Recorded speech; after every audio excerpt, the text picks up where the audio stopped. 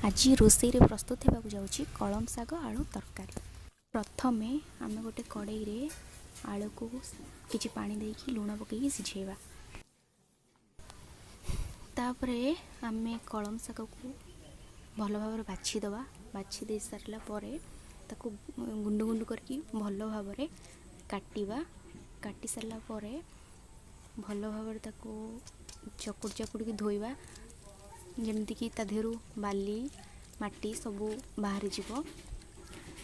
भल भाव धोई सारा पर ताकू आम छाणिकी गोटे पाचिया भल भाव छाणिकी गोटे पाचिया रखिबा। एबे मो साग को भल भाव चकुड़ी चकुड़ी धोई सारी आ गोटे पाचिया रखी सारी। एबे मो साग रेडी। तापर मु जो आलू को सिझाऊली से आलू रे कलम साग को पकईदेवी। सबुजाक पकई सारा पर ताकू गोले देवी भल भाव। आलू साग को भल भाव गोले सारा पर किछि समय पई सिझिबा को छाड़ीदेवी। गोटे ढांकणा घोड़े देवी। सिझीगला पर 2-3 मिनिट पर मु आसुची पुणी थरे। एबे मोर ढांकणा घोड़ी देली। एबे आमे मसला रेडी करवा। सेतिपाई मु नेली 3टा सुखिला नाली लंका, 2टा रसुण बाखुड़ा छड़ेकी रखिली ताकू नेली। आउ सोरिष 2 चम्मच ऐड करली। जीरा 1 चम्मच। तापरे पियाज फाड़े काटिकी चुना चुना कर पकईली। या एबे ग्राइंडिंग करवा। किछि पानी दे देली। एबे देखिबा साग सिझी गलानी नाही। चलंतु एबे तो साग आलू सब सिझी की रेडी हो गलानी। एबे मोर मसला रेडी हो गला। मु एबे तेल पकेबी। मो हिसाब रे तेल पकाउची। आपण मान जेतिकी खाइबे तेल जेतिकी परिमाणर सेतिकी परिमाणर तेल पकेबे। तापर फुटण पंचफुटण पकईली। पंचफुटण पकई सारा पर मसला को पकईदेली। मसला सबू जाक पकईदेली। पकई सारा पर 2 चम्मच हलदी गुंड पकईली।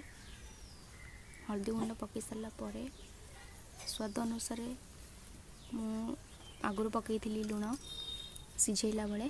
तो मो हिसाब रे 1 चम्मच लुण पकईली मसला रे। पकईकी कषिली भल भाव मसला कषिबी।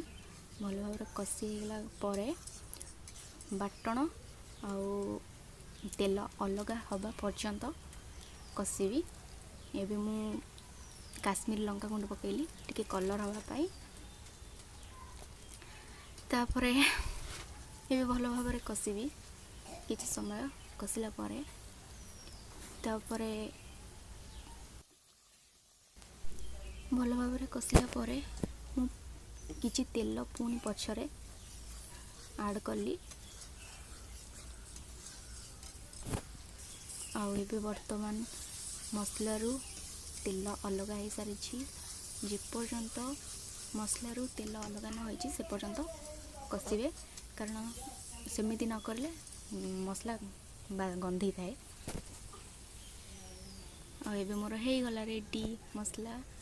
तापरे मु एबे सिझेकी रखिबा कलम साग आलू को एबे कड़ई रे मसला दिहरे पकई देबी।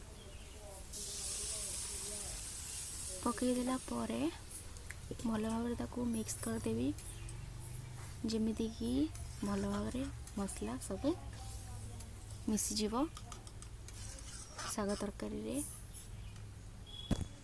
एबे मोर तरकारी रेडी। किछि समय फुटिबा को छाड़ी देबी। एबे मु घोरौनी कारण घोरैले अधिक सिझी जीवो। सेतिपाई मु किछि समय याको फुटिबा को छाड़ी देली 5 ରୁ 6 मिनिट। आ एबे हे गला मोर कलम साग आलू एबे मोर तरकारी रेडी हो गला। भल भाव फुटी सारलानी। भल भाव मोर तरकारी। एबे मु याको गोटे ताटिया रे काढ़ी रखिली। ठंडा होइगला पर मुझे टेस्ट करी केमिति ହେଇଛି आपने देखंतु केमिति ହେଇଛି कमेंट रे कहिबे निश्चिंत भाव में केमती ହେଇଛି जदि मोर यही कलम साग आलूर रेसिपीटी भल लगी था आपण मानक तेबे मोर चैनल को सब्सक्राइब करने को जमा भी भूलिबेनी।